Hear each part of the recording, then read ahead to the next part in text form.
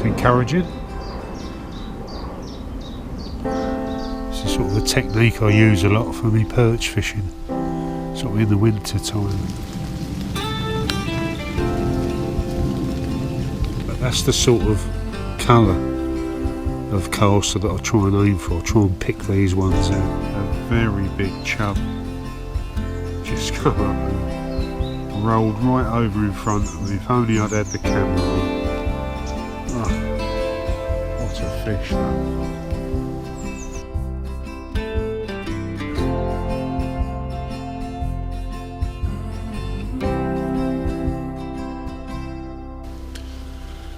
Well, a very warm welcome to another Fishing Tale Films and another episode of Tales from the Riverbank. Now, in my last video I said I was going to come down probably a couple of days later from that date of the video, and I have, and because I was looking at the forecast, bit of a break in the weather.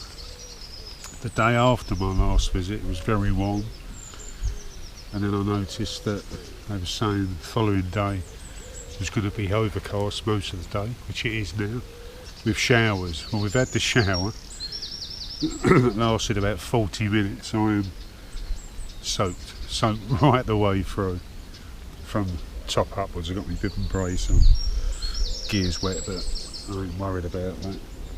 I'm here to do some fishing, and I've come back into the swim that I had the chub out of last time, and I spotted those bream. It's been playing on my mind ever since when I got home, and I thought, well, I just can't wait to get back down here and have a go. And already have. I've had, while it was raining, I didn't have the cameras set up, but on my fourth run through, the old float buried, lifted into it, the chub shot off, went right over to the far bank, tried to get up the bank, managed to turn it and net it, and this is that fish. Well, another fantastic start to my morning session here down by the river. Said I was going to come back in a couple of days time.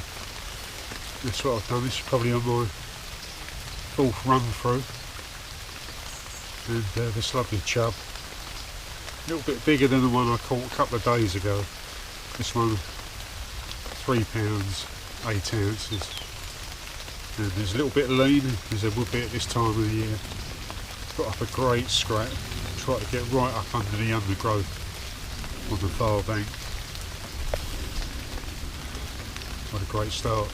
Piece of worm, tipped with a caster, and my second fish this morning. My first one was a nice chublet.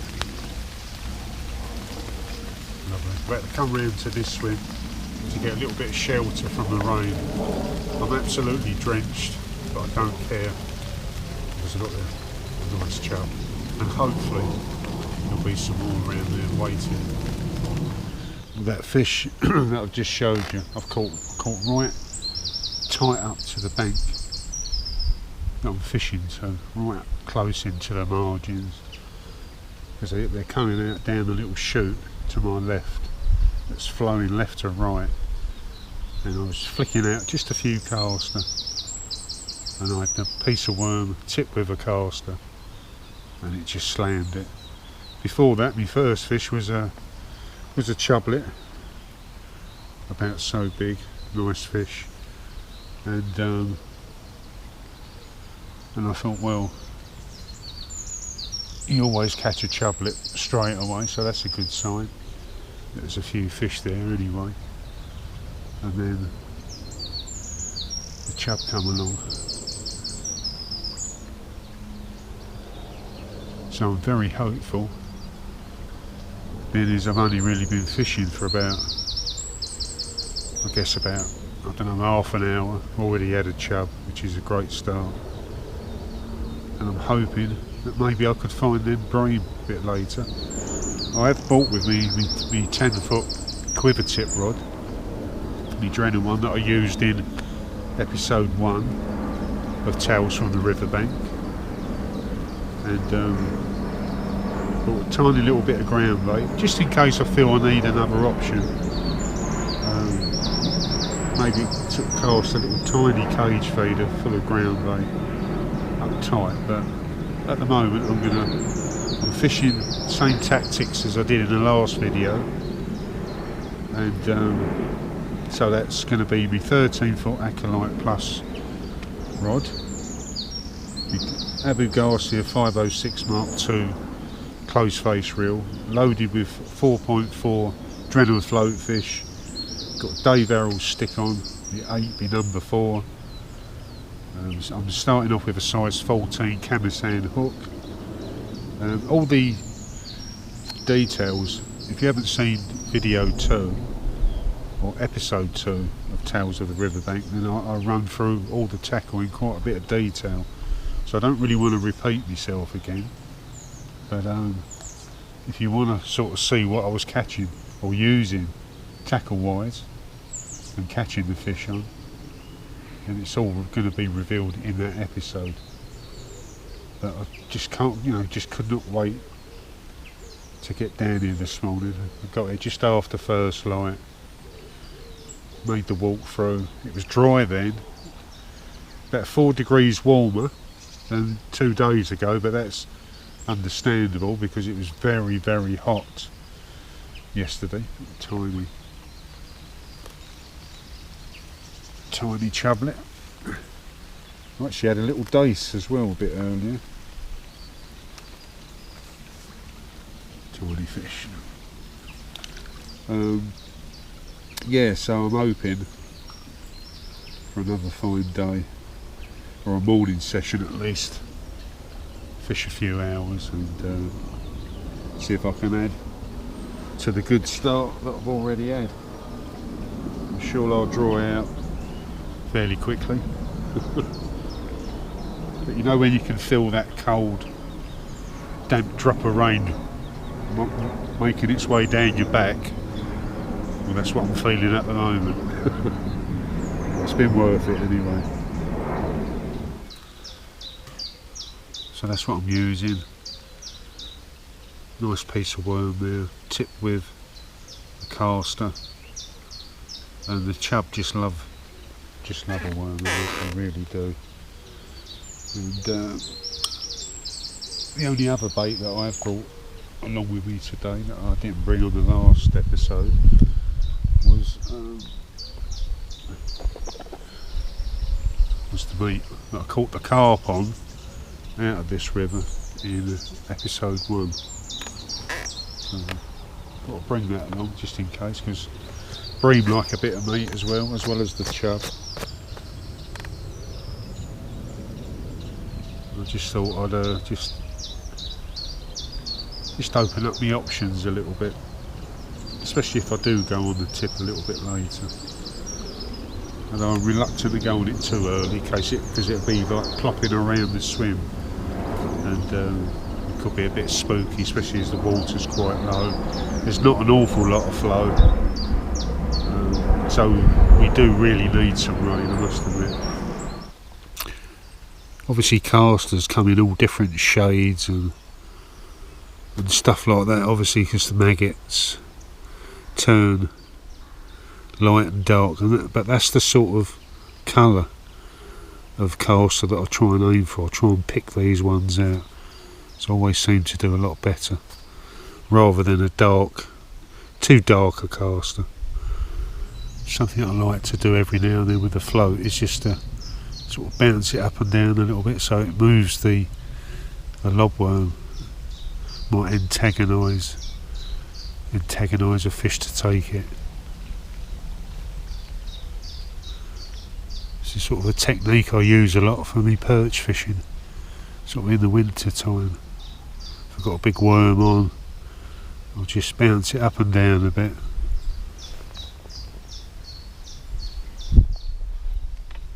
Throw a few bits of caster over the top.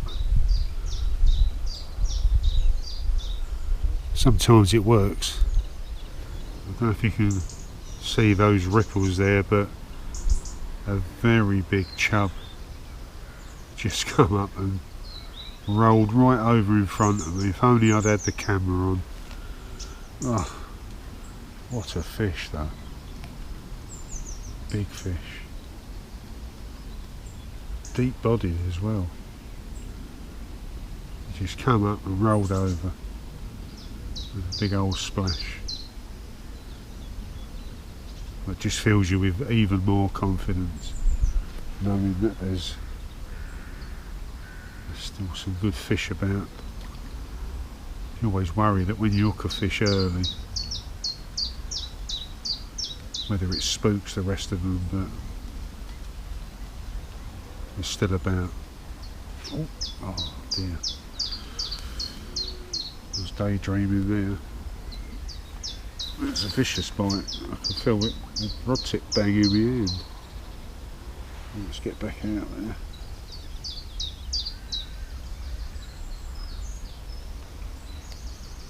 That was worm and double caster.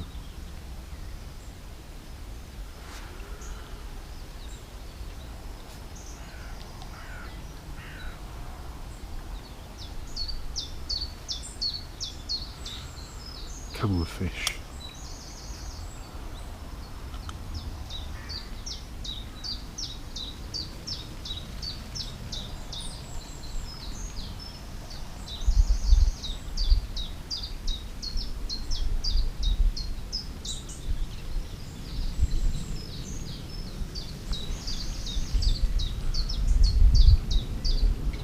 Still flicking a few caster out halfway across. I've seen signs of fish last time and this morning disturbing the bottom.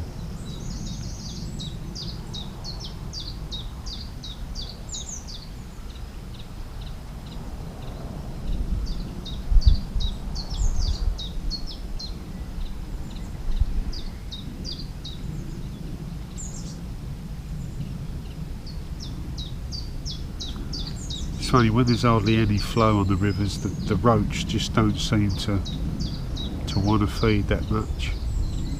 That's through experience of fishing this river over many years.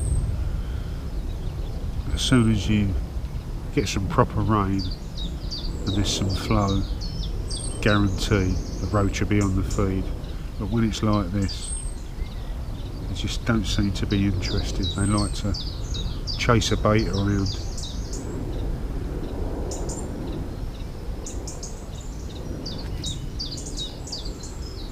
Knock on the door then. So exciting. As soon as you see that float dip and bob around and then disappear, you're expecting the rod tip to bend over and the fish to power off. It's very exciting, especially when fish are showing signs of being in this swim. I was getting some really weird bites and I was getting nipping the worms away, and this was the culprit. Tiny little perch. Where's his daddy? There we go, it's a perch. Taking the worm. It's right close to the bank, that was. Ambush bank.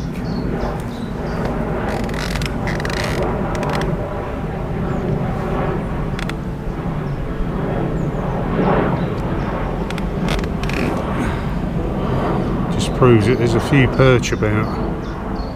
It's my second perch today. I had one last time.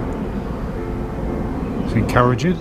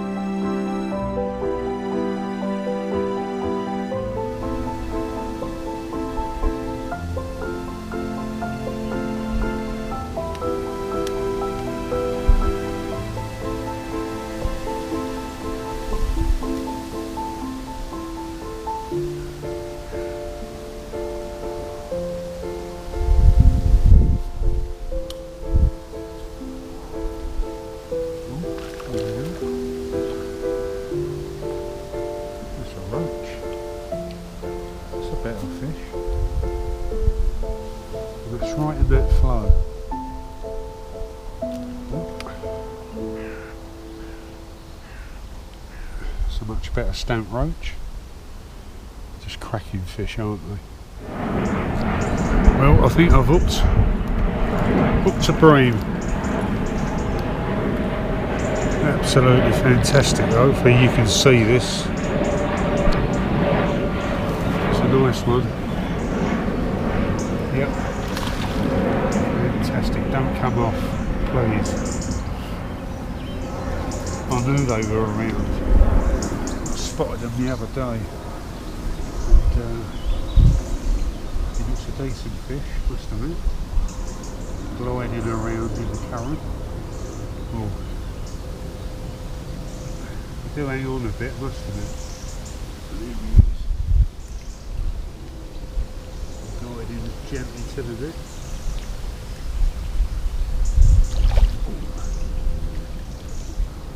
Yes. Wow. Brilliant. So I've had a chub this morning. A nice river bream. Wonderful. Let's get him on the unhooking mat and have a close-up look of him. Phew. He's certainly not the big one I see the other day, so although I did see 2 or 3. So he might have been one of them, but he weren't the big boy. He's still there. He's still out there somewhere. Excellent. Well, I've certainly had a wonderful morning already. I've had the chub, I've had this lovely river bream, and what a cracking fish. Well happy with that. And like I say, I'll see a much bigger bream swimming around a couple of days ago. Hopefully he's there, feeding away. Delicate little bite. Lifted up into it, worm and caster again, which is a classic bream bait, I must admit. Something special about catching river bream, especially from small narrow rivers. Excellent. Well, I certainly can't complain with the sport I've had this morning. It's been fantastic. I come down here for the chub and the bream, and I've managed to land one of each, so I'm happy. Another plan has come to fruition. Hopefully there's more to come. It's still overcast. As the day goes along, I think the wind, the breeze picks up a little bit, although it ain't too breezy at the moment, but I'm sure it will at some point. But it'll keep it nice and cool. But what a great morning session already. Worm and caster done the trick for both species. Absolutely brilliant, and I do enjoy catching river bream. Just a different sort of species really compared to the lake bream, the gravel pit bream that go around in huge shoals. River bream, especially on these small rivers, are just probably lucky if you get 2 or 3 in a shoal. They just very sort of isolated, and they just move around in certain swims. And I knew spotting some bream in here, I had to come back quick, because eventually they'll move off, especially when we get some rain and the levels come up. They'll creep off down to another section of the river. So it's paid off, I must admit, and I'm well pleased.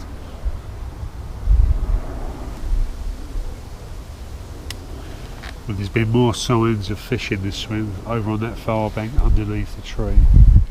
There was something topped, made a bit of a splash, and fishing really tight to the bank underneath me.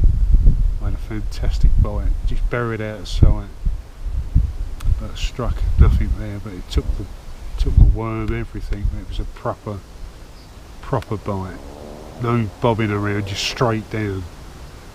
And I'm just running it back down there again to see if I can have another go, another chance. I reckon that was a chub bite. So my first bite for a while. and positive bite. Looks like it's a decent old chublet there. Yeah, it's like the one I caught the first fish of the day before the bigger one come in. Just turn it around. You can see nice chublet there again, grabbing that worm. I do love that worm and caster combination. Look at that perch, 3 white maggots on, and he's gobbled them up. The eyes are far too big for their bellies. Mind you, when they get bigger, there's some big old prawns in that mouth. It's the beauty of fishing the rivers. You never know what you're going to catch from one bite to the next. When you think I've had chublets, I've had a chub, I've had a bream, I've had perch, I've had some roach now, and I had a little dace, really early on in the session. So that's what, 5, 6 species of fish. Still ain't had a gudgeon yet, so I think gudgeons seem to be a bit further down the other section. They tend to favour that area more.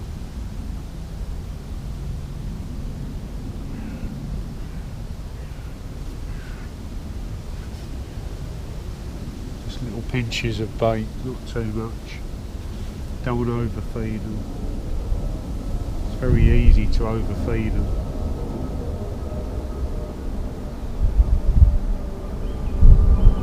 Just want to keep them interested, little and often. It's the best policy.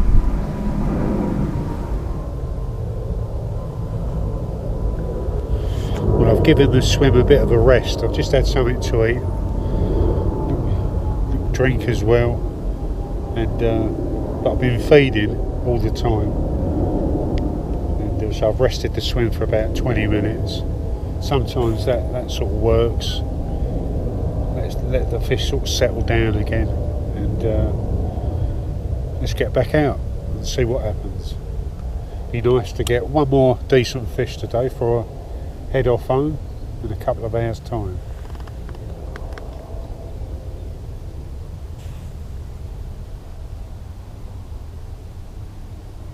And while I was having a sandwich, there was a fish topped. Didn't see what it was, but it's a decent fish.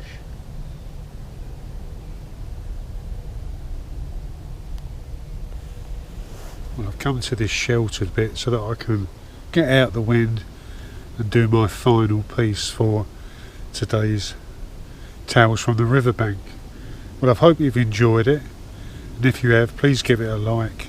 And if you haven't, please subscribe to the channel, because it certainly helps the channel.